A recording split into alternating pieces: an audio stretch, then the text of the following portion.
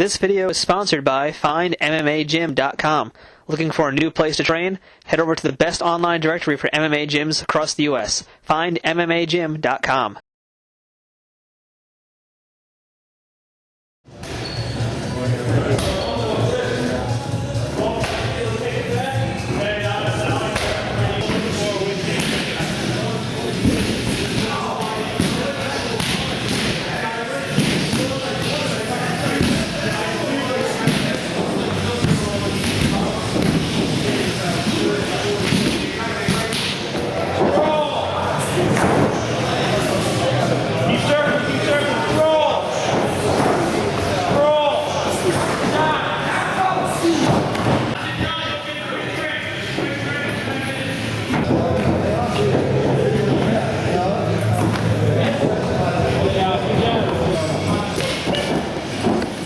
Game plan was see what he had standing up and really take it to the floor.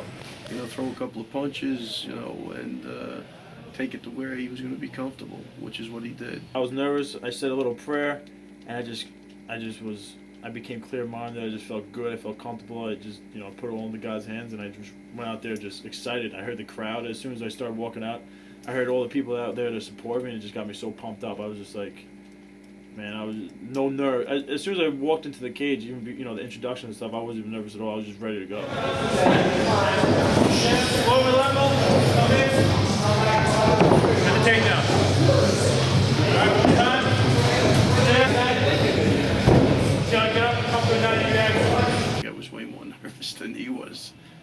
You know, they locked up pretty quick. He threw a combination and they locked up, and I think his instincts just kicked in and took it to the floor. If the guy was moving around more, I think Chris would have stood up with him more. As soon as I got on top, I knew he was a good jiu-jitsu guy, so I wanted to maintain my side control and work some ground and pound and eventually get my submission. Now I remember hearing Nick Serra, he starts yelling out to start ground and pound on his stomach, start going for his stomach and, you know, hit some body shots.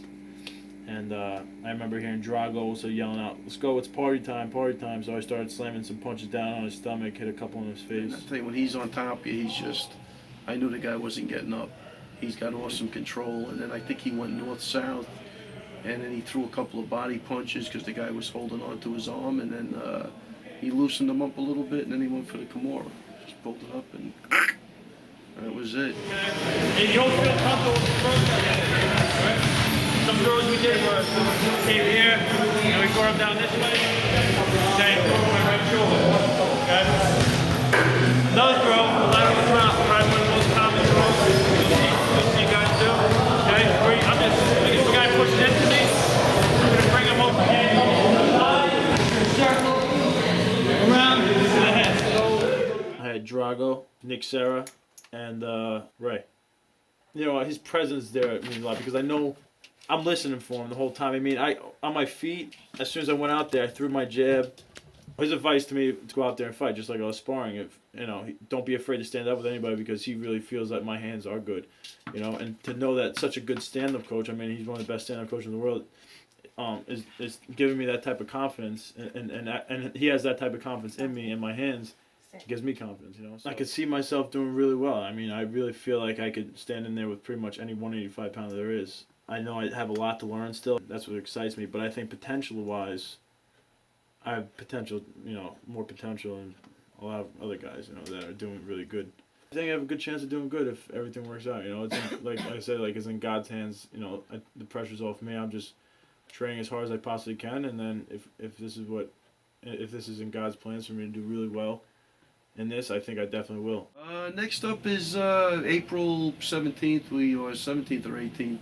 He's fighting Mike Stewart, who I think was maybe eliminated going into the house, but he did get called for the UFC show, I believe. And I think that'll be a nice test for him for his next fight. Yeah, right back in. Actually, on Monday I sparred. On my first day back. I sparred actually. Did some boxing with Pete Sell, which was pretty cool. I went down a little bit for this week, but I'm still not stopping completely because I do not want to be totally out of shape, you know, starting over again, you know.